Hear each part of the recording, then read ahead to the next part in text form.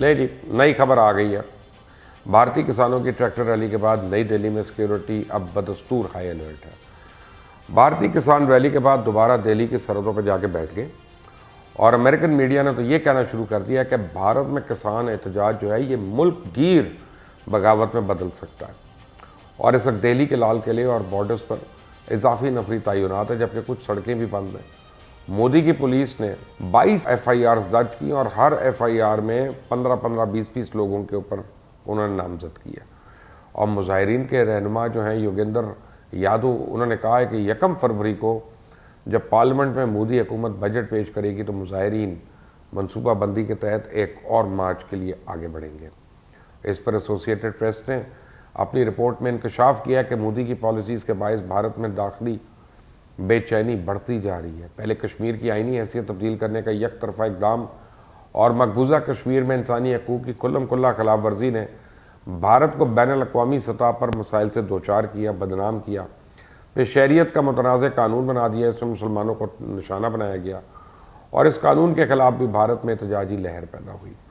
مودی حکومت کرونا کے معاشی اور سماجی اثرات کا مقابلہ کرنے میں بھی ناکام رہی، اور متنازع زرعی قوانین کی منظوری کے بعد مودی حکومت نے بھارت میں بڑھتی ہوئی بے چینی کو کئی گنا بڑھا دیا۔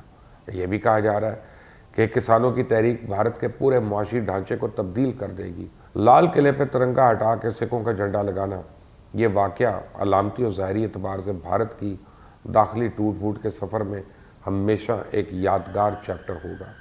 میں آپ کو بتا دوں، بہت پہلے سر سید احمد خان اور پھر قائد اعظم محمد علی جناح نے کانگریس اور انتہا پسند ہندوؤں کی اصلیت بھانپ لی تھی، اور قائد اعظم کی اس بصیرت کا اعتراف آج بھارت میں آباد تمام اقلیتیں کر رہی ہیں۔ بھارتی حکمرانوں کی متسبانہ پالیسیز کا نتیجہ ہے کہ اس وقت بھارت میں آزادی اور علیحدگی کی 67 تحریکیں کام کر رہی ہیں، جن میں 17 بڑی اور 50 کے قریب چھوٹی تحریکیں، اور بھارت کے 162 اضلاع پر انتہا پسندوں کا مکمل کنٹرول ہے۔ ناگالینڈ، میزورام، منی پور، آسام میں یہ تحریکیں عروج پہ ہیں۔ بھارتی پنجاب میں خالصتان تحریک اس وقت زوروں پہ ہے، اور ایمنسٹی انٹرنیشنل انڈیا کی ویب سائٹ نے اپنی رپورٹ میں کہا ہے کہ بھارت میں سال 2016 سے نفرت انگیزی کے واقعات میں خطرناک حد تک اضافہ ہوا ہے، اور یہ ابتر صورتحال گزشتہ برس میں بدترین سطح تک پہنچ گئی۔ مودی دور میں انتہا پسند ہندوؤں کی بربریت کا صرف مسلمان ہی شکار نہیں، بلکہ دیگر اقلیتوں کی زندگیاں بھی اجیرن بنا دی گئی ہیں۔ اگر آپ کو یاد ہو تو اکتوبر 2015 کو بھارتی پنجاب کے علاقے فرید کوٹ میں ہندوؤں نے ایک گردوارے کے قریب سکھوں کی مقدس کتاب گرو گرنتھ صاحب کے 100 سے زیادہ مس شدہ نسخے پھینک دیے، اور اس واقعے کے خلاف احتجاج کرنے پہ پولیس نے مظاہرین پہ گولی چلا دی۔ اس سے 5 افراد ہلاک اور سینکڑوں زخمی ہوئے۔ بعد ازاں پے در پہ گرو گرنتھ صاحب کی بے حرمتی کے واقعات بڑھ گئے، اور جلندھر، لدھیانہ، امرتسر، کوٹ پور میں 6 مختلف واقعات میں سکھوں کی مقدس کتاب کی بے حرمتی کر کے سکھ کمیونٹی کے جذبات مجروح کیے گئے۔ بھارت میں مسیحی برادری بھی ایک بڑی اقلیت ہے جو ہندوؤں کے رحم و کرم پہ ہے۔ ان کی عبادت گاہوں کو مسمسار کرنا، جلانا، مذہبی کتابوں کی بے حرمتی اور انہیں زبردستی ہندو دھرم میں شامل کرنا، یہ واقعات عام ہیں، اور خوف و رعب سے مشتمل تحریری مواد مسیحی آبادیوں میں تقسیم کر کے ان کو ہراس کیا جاتا ہے۔ ہندوؤں کا ایک عام خیال ہے کہ اکھنڈ بھارت کا قیام اس وقت تک ممکن نہیں جب کہ عیسائیوں کو ختم نہ کر دیا جائے، اور یوں بھارت سے مسلمان اور مسیحی برادری کا خاتمہ سنگھ پریوار کے ایجنڈے کا ایک اہم حصہ ہے۔ ایمنسٹی انٹرنیشنل کی رپورٹ کے مطابق بھارتی فوج 2016 کے بعد 17,000 کشمیریوں کو شہید کر چکی ہے، اور ان حالات کو دیکھتے ہوئے بھارت سمیت دنیا میں بسنے والے سکھوں نے بھی کشمیریوں کی حمایت کا اعلان کر دیا۔ ان کو اس بات کی سمجھ آ گئی، کل کو ان کے ساتھ بھی یہی ہونے والا ہے۔ نتیجہ، کشمیر ایشو کے ساتھ ساتھ بھارت میں اب خالصتان تحریک زور پکڑ رہی ہے۔ نریندر مودی اور ان کی جماعت نے جو بویا تھا اسے کاٹنے کا وقت آ گیا ہے۔ دہلی کا لال قلعہ ہندوستان کے لیے ہمیشہ اہم رہا۔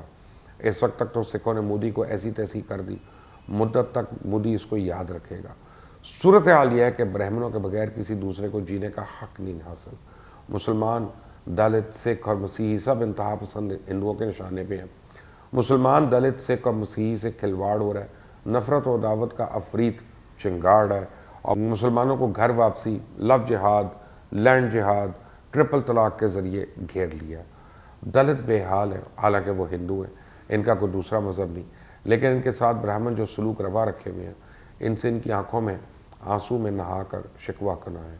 पर इन तमाम अक़लियतों के बरक्स सिख अपने मुतालबात मनवाने पे कायम और बराजमान है और खम ठोक कर बरसरे एहतजाज है। इस वक्त हर अक्ल फ़हम वाला शख्स तो ये कह रहा है कि मोदी हुकूमत के पास अपनी गलती तस्लीम करने और फैसले वापस लेने के सिवा चारा बाकी नहीं। और दिल्ली में किसानों के ट्रैक्टर मार्च ने मोदी की साख नहायत बुरी तरह मजरूह कर दी। पर मैं आपको बताऊं, मोदी पीछे नहीं हटेगा, ये शरारत करेगा लाजमी। दरअसल हिंदुस्तान नफरत के इस आतिश फिशा ने अपना लावा उगल दिया है। भारतीय अक़लियत का दामन तार तार है। नाम नेहाद सेकुलरिज्म जो है वो सर पीट रहा है और भारत अनारकी की तरफ तेज़ी से बढ़ रहा है। हर तरफ खौफ का माहौल है, कत्ल खूरेज़ी का आलम है, गुर्बत के साए हर सौ फैल चुके हैं। अफलास की धूप की वो शिद्दत है कि बेशुमार जिंदगियां रोज़ाना दम तोड़ रही हैं, किसान खुदकुशी कर रहे हैं। अक़लियतों की इज़्ज़तों और इनकी जान व माल के तहफ़्फ़ुज़ की कोई ज़मानत नहीं है। ऐसी सूरत हाल में फिर सिखों की शक्ल में अवामी आवाज़ नक्कार खुदा बनकर बुलंद हुई। सिखों ने लाल किले पर झंडा लहरा के भारत के मुस्लिम, सिख, मसीही और पारसियों सबको समझा दिया कि भारत में अपने हकूक़ हासिल करने के लिए कंधे से कंधा मिलाकर बेखौफ होकर आगे बढ़े और उन्हें घबराने की ज़रूरत नहीं, क्योंकि ब्राह्मणों ने ऐलान जंग किया हुआ है। आखिर में अब इसमें कोई शक वाली बात नहीं रही कि कायद-ए-आज़म का साथ ना देने वाले मुसलमानों की नस्ल को आज इस इनकार की एक कीमत चुकाना पड़ रही है। अल्लाह ताला पाकिस्तान को हमेशा अपनी अमान में रखे और पाकिस्तानी जहाँ जहाँ आएँ उनको अल्लाह ताला सुख और अमन में रखे। आमीन सुम्मा आमीन।